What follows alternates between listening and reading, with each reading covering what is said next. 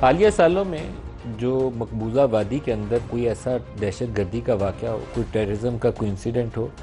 कश्मीरी जो मुजाहिद हैं वो किसी वाक़े में एक्टिवली हिस्सा लें, तो जो भारतीय डिफेंस मिनिस्ट्री है, वजारत दाखिला है और बीजेपी की जो क़यादत है और उनका पूरा जो सोशल मीडिया का फोकस है, वो बराह रास्त वाक़े के फ़ौरन बाद उंगलियाँ या पाकिस्तान की तरफ उठा रहे होते हैं या पाकिस्तान बेस्ड वो कहते हैं कि मिलिटेंट्स थे जिन्होंने ये वाक़या किया है, उसमें सबसे पहले वो लश्कर का नाम लेंगे। अभी भी इस वाक़े के अंदर भी जो द रेजिस्टेंस फ्रंट के नाम से एक तंजीम जिसका जिक्र किया जा रहा है उसको लश्कर से ही जोड़ा जा रहा है। 2019 में अगस्त के महीने में जब भारत ने कश्मीर की खुसूसी हैसियत ख़त्म की, आर्टिकल 35 और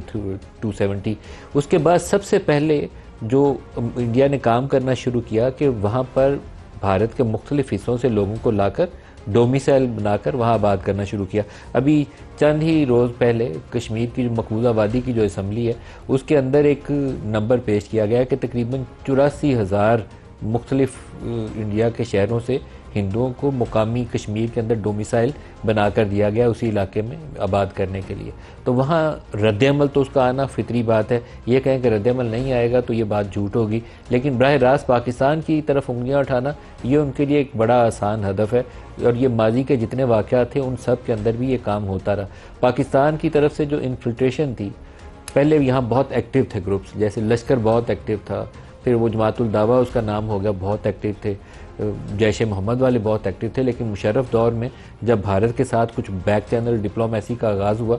चीज़ें आगे बढ़ी, तो इन ग्रुप्स को बहुत ज़्यादा काबू किया है पाकिस्तान ने, उनको रोका है। कश्मीर एक नेचुरल कॉज है क्योंकि कश्मीर के ऊपर हम कहते हैं कि वो हमारी शाह रह गया, वो कहते हैं हमने कब्ज़ा किया हुआ है तो अब हमारे पास है, तुम लेके दिखाओ। तो यहाँ जहाँ एक ऐसा डिस्प्यूटेड इलाका हो वहाँ रेजिस्टेंस ज़रूर मौजूद होती है, यहाँ पे भी हुर्रियत मौजूद है, हुर्रियत के लोग हैं वो कार्रवाइयाँ करते हैं। लेकिन पाकिस्तान की तरफ से क्रॉस बॉर्डर मूवमेंट सब्सटेंशली उसके ऊपर क्रैकडाउन किया गया और उसको रोका गया। 9/11 के वाक़यात के बाद उसमें बहुत तेज़ी से कमी आई और उसको नीचे ले जाया गया। इन वाक़यात के अंदर बराह रास्त पाकिस्तान के मुलव्वस होने का कोई सबूत नहीं है जो पिछले चंद सालों में हुए, लेकिन हर वाक़े के बाद उंगली पाकिस्तान की तरफ ही उठी है। तो प्रोग्राम आज आगाज़ में कोशिश करेंगे कि जो फॉरेन पॉलिसी का नुक्ता नज़र है उसको इसमें शामिल करें। ख़ुद इंडियन स्टेट टेररिज्म की सूरत हाल ये है कि वो दुनिया के मुख्तलिफ़ खितों में, कनाडा के अंदर उन्होंने एक सिख लीडर को जाके मारा, अमेरिका के अंदर एक असैसिनेशन की कोशिश की जो नाकामयाब रही, लेकिन वहाँ सबूत और शवाहिद मौजूद हैं कि इंडियन स्टेट एफर्ट थी अमेरिका के अंदर भी मारने की और कनाडा के अंदर तो उन्होंने मार दिया। 24 ऐसी